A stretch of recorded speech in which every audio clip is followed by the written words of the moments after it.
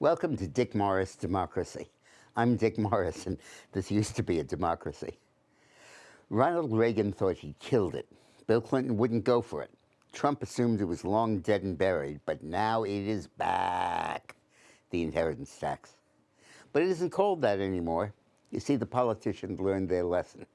Talk about inheritance taxes in Washington, and it conjures images of family farms going up for auction, small businesses that can't be passed down, jilted children, aggrieved widows. So they renamed it. Now it's called the capital gains tax. Technical investment tax that only matters to Wall Street, shouldn't bother you. But it's the ultimate socialist proposal to stop parents from leaving money to their children, to stop mom and pop stores from surviving one more generation, to stop family farms from staying in the family. Reagan mobilized opposition to the inheritance tax by calling it the death tax. Reminds us of what Ben Franklin said were the only two things in life that are certain: death and taxes.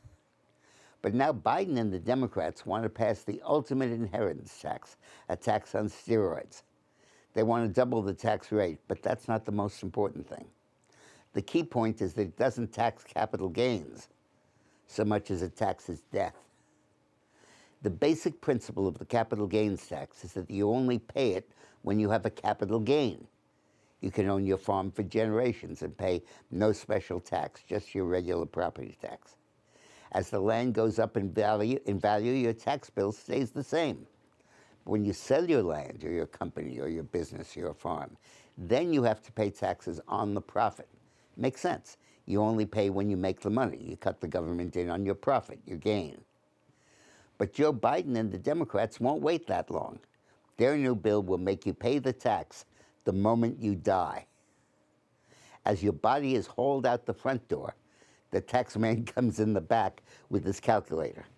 He'll want to know how much you paid for your house, your company, your stock, your farm, your land, and then how much you could have sold it for if you had lived. But you didn't live, you're dead. You didn't sell it. Doesn't matter. The Biden tax reaches out and scoops from the grave its take. But there is no take from which the government can draw out cash because nobody actually sold anything to anybody. It's all notional, theoretical. Say you bought your house for $250,000, and now you're dead, and some grim appraiser for the government hires says your son and daughter now own a house worth not $250,000 but worth $500,000, and the government wants 40% of the $250,000 profit gain in taxes. That'd be an $80,000 tax. But there's no profit, no gain, no money. Nothing changed hands. Your heirs can't reach out into the $250,000 profit and pay the tax. Your bank account never had the $250,000 and sure doesn't have it now.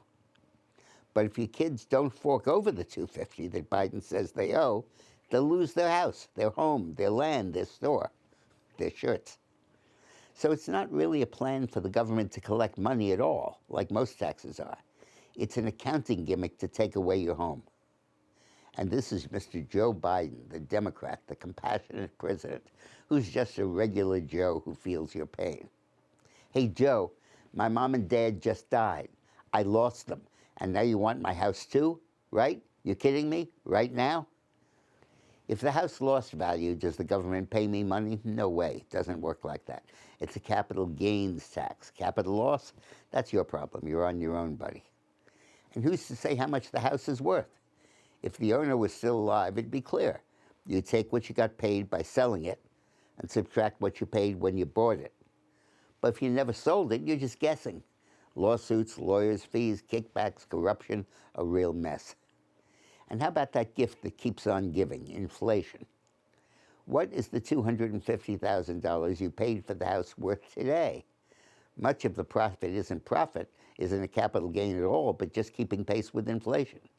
But you get no credit for inflation, no adjustment. It's a stacked deck. You pay a tax on the gain even if there was no gain. And if the property lost value, you get no help. It's a way to make people pay taxes on something they bought long ago and pay for the tax with money they never got. But what it really is an eviction notice. The government knows you haven't got the money to pay the tax until, that is, there's an actual sale. But Biden wants the money right now. So it's a way to force you to sell. Who benefits? The government? No. You haven't got the money to pay the tax. But a lot of people do make money, and that's why this is going to pass. A lot of money. The big agribusiness companies that wanted to buy your dad's land for 50 years, but he wouldn't sell. Now you'll have to. The big chain store that wants to close your family grocery down and open up their brand on the same corner. The appraiser and the accountants that can't wait for the extra business. The stockbroker who wants the commission on the stock you'll have to sell. The real estate mogul and his agent who want to get their hands on your beach house. But this is not a tax that's motivated by greed. It's different. It's not about greed, it's about envy. Eileen told me about a book 30 years ago by a shrink named Nancy Friday. It was entitled Jealousy. She differentiated between jealousy, which she said was a positive emotion. I want what you have, so I'll work hard enough to make the money to buy it. And the opposite, envy. I hate the fact that you have all this. I just want you not to have it. In fact, I'd rather see you die than watch you have it. The Russians tell a story of Ivan, a devout Christian farmer who died in a fire when his house burned down. St. Peter greeted him at the gate and said, "You've led such a virtuous life. Is there anything I can do for you?" "Yeah," Ivan said. "My neighbor Boris, I want his house to burn down too." And it's no coincidence that this is a Russian story, because communism and wokeism are both based on envy. I hate you for your success and want you to die rather than enjoy it. But American capitalism is based on jealousy. I love your new car. I want to own a car like that. So I'll work extra hours and go back to school so I can buy a car just like that. Capitalism versus socialism.